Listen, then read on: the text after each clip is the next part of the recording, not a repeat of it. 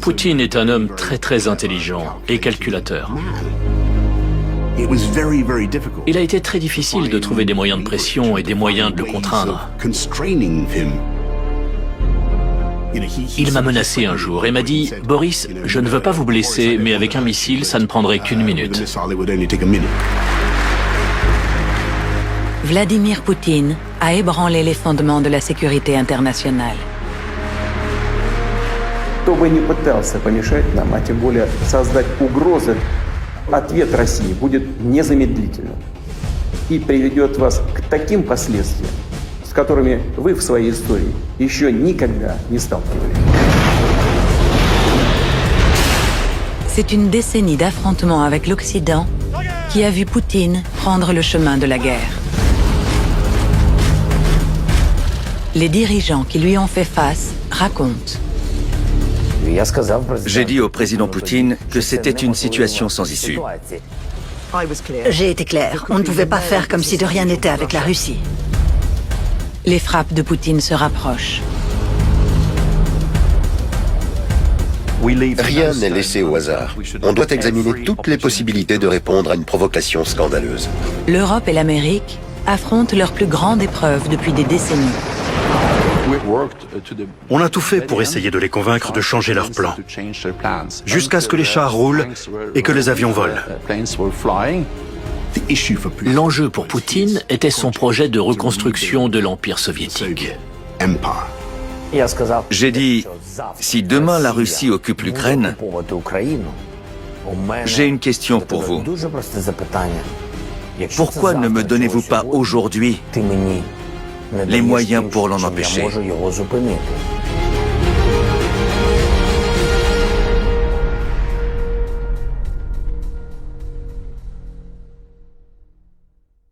I don't know Putin. He said nice things about me. If we got along well, that would be good. Frankly, Putin has built up their military again and again and again. Our nuclear is old and tired, and his nuclear is tippy-top from what I hear. Welcome home, Mr. President! Donald Trump est devenu président des États-Unis alors que les allégations d'ingérence russe dans son élection se succédaient. Après l'élection, j'ai appelé la Maison-Blanche pour féliciter Trump. Et j'ai vraiment essayé de me préparer à cette conversation téléphonique, car je doutais que l'Ukraine soit sa priorité. Le message que j'ai adressé à Trump depuis le début était « Ne faites pas confiance à Poutine ». Depuis l'invasion de la Crimée par la Russie en 2014, l'Ukraine faisait pression sur les États-Unis pour qu'ils leur envoient ses missiles anti-chars Javelin. Le président Obama avait déjà refusé, se méfiant de l'escalade des tensions avec la Russie. Désormais, Poroshenko pouvait présenter son projet à Trump.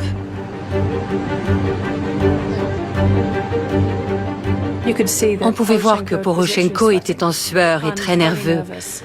Je n'oublierai jamais l'expression sur son visage en entrant dans le bureau. Il était très agité parce que beaucoup de choses étaient en train de se jouer. À cette époque, nous étions sous occupation russe. À cette époque, la Crimée était occupée. À cette époque, le Donbass était occupé.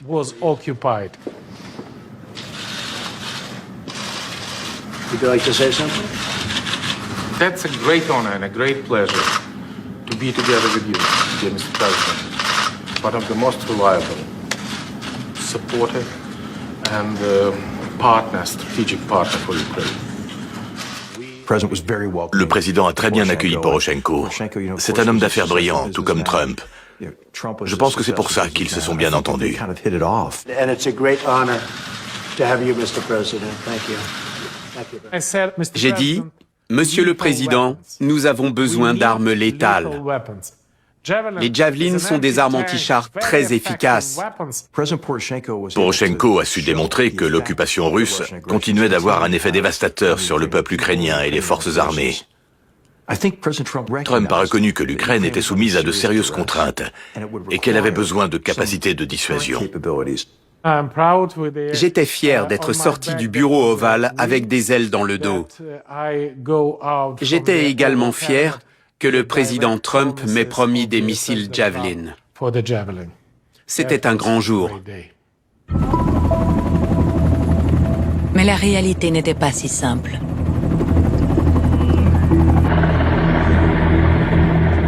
Lorsqu'il s'est rendu au sommet du G20 2 semaines plus tard, Trump n'avait toujours pas signé cet accord. Il devait y rencontrer Poutine en personne pour la première fois. Les Russes et le président Poutine nous ont clairement laissé entendre qu'ils seraient évidemment très hostiles s'il y avait des transferts d'armes, en particulier de missiles anti-chars Javelin vers l'Ukraine. Le président était sensible au fait que tout ce qu'on ferait pour aider l'Ukraine mettrait la Russie en colère. Il avait, faute de mieux, un intérêt à être ami avec le président Poutine. We look forward to a lot of very positive things happening for Russia, for the United States, and for everybody concerned. Trump s'est donné beaucoup de mal en imaginant à tort qu'une bonne relation personnelle avec Poutine modérerait son comportement. Я очень рад с вами познакомиться, господин президент, и надеюсь, что, как вы сказали, наша встреча принесет позитивный результат. Thank you. Here we go. Here we go. Thank you. Thank you very much. Thank you. À Washington, l'équipe de sécurité nationale tentait de persuader Trump de tenir sa promesse à Poroshenko. J'ai dit qu'aucun char russe ne serait touché par un missile Javelin s'il n'attaquait pas l'Ukraine. Pas un soldat russe ne serait blessé ou tué par des munitions fournies par les Américains s'il n'attaquait pas l'État souverain qu'est l'Ukraine. J'ai essayé de démontrer que la Russie profitait des faiblesses. Et je crois que la Russie a envahi l'Ukraine en 2014 parce que Poutine s'est dit « je peux m'en tirer et les Américains ne feront rien ». Donc je pense que fournir des capacités défensives à l'Ukraine était important pour dissuader la Russie. Le président Trump a accepté. Fin 2017, Trump a donné l'ordre d'envoyer des armes létales à l'Ukraine.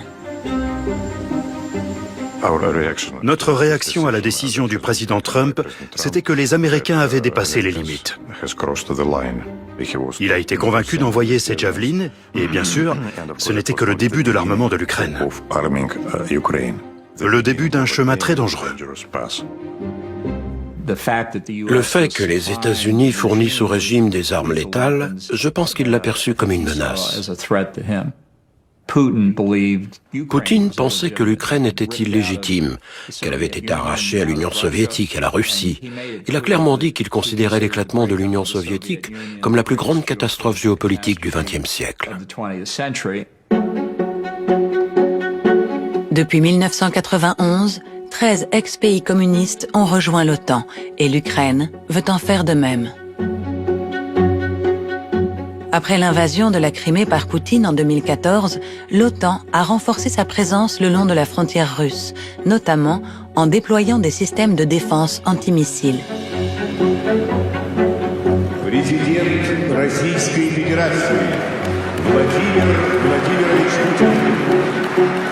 En pleine campagne, Poutine a utilisé ce qu'il considérait être une menace envers l'Occident comme argument électoral. Несмотря на наши многочисленные протесты и призывы, американская машина заработала. Конвейер пошел. А что же сделали мы, кроме протестов и предупреждений? Чем ответила на этот вызов Россия?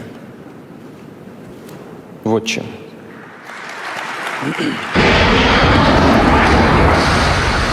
У новой системы ограничений по дальности практически нет. В силу его характеристик никакие, даже перспективные системы ПРО ему не помеха. Était-ce le signe de quelque chose de concret ou simplement une démonstration de force? Pour essayer de dire, c'est moi l'homme fort ici, je pourrais le faire si je le voulais. Dans la même semaine, la première ministre britannique allait devoir faire face à une menace russe sur son propre territoire. Mon secrétaire particulier m'a prévenu qu'un père et sa fille avaient été pris d'un malaise à Salisbury. Quand on m'en a parlé la première fois, ce n'était pas tout à fait clair. Mais assez rapidement, c'est devenu évident qu'il s'agissait de l'utilisation d'une arme chimique, un agent neurotoxique. The government has confirmed that the two people suspected of being poisoned in Salisbury are a former Russian spy and his daughter. Sergei and Yulia Skripal remain critically ill in hospital. The Foreign Secretary says the government will respond robustly if any Russian state responsibility is proven. Dès qu'on a identifié les victimes, on a su que ça avait un lien probable avec la Russie.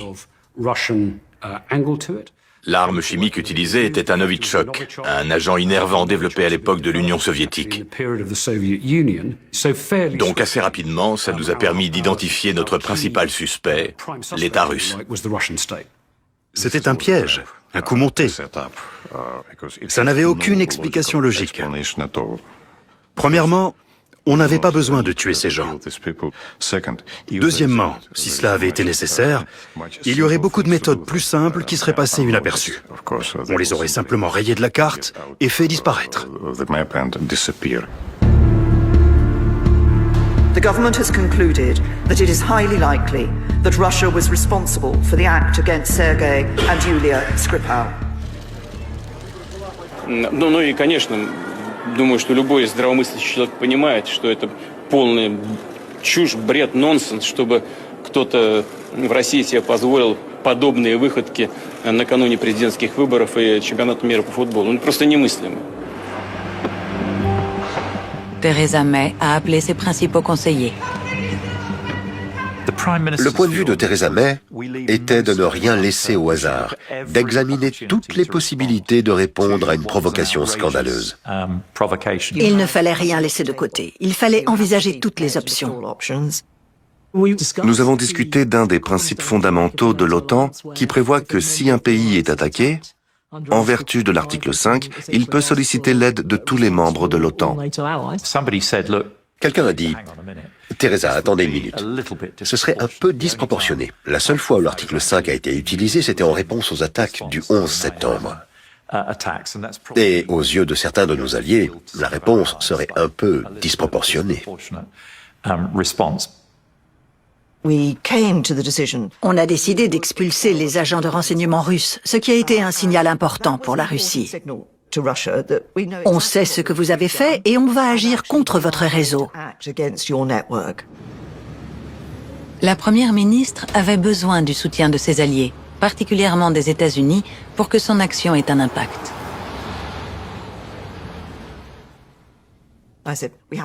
J'ai dit, nous avons une attente très claire des États-Unis, au vu de notre relation privilégiée. Si les États-Unis veulent s'assurer que la Russie reçoive un message clair sur les armes chimiques, ils doivent se tenir à nos côtés.